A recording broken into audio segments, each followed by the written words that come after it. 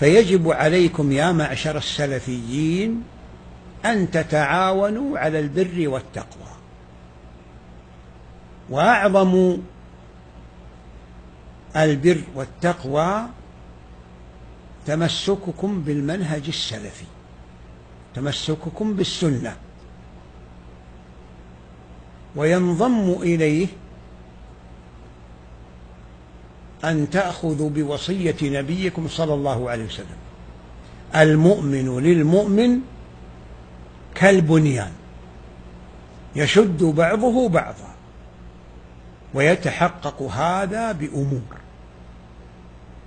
منها الصفح عن خطأ أخيك في حق نفسك.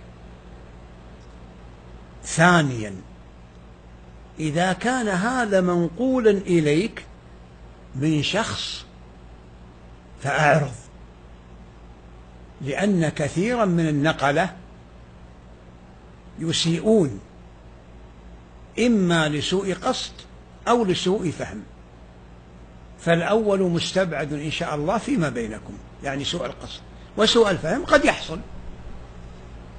فلا تتسرع في لوم أخيك ومقته، فإذا كثر وضجرت منه فأرى أنت أن تقابل أخيك وتقول: يا فلان نقل إلي عنك كذا وكذا، فإن كان صحيحا أنا أعتب عليك في هذا، وإن كان بلغك عني موجبه فما هو، ثم اعتذر له إن كان صدقا، وإن كان غير صدق فبين أن الناقل كاذب. ثالثا، إذا اختلفتم في مسألة ولم تجدوا من إخوانكم الذين سبقوكم في ميدان الدعوة حلا لها، فانقلوها إلى أفاضل العلماء أو طلاب العلم في بلدنا أو في بلد آخر تجدون فيه من يوثق بدينه وأمانته وجميل نصحه.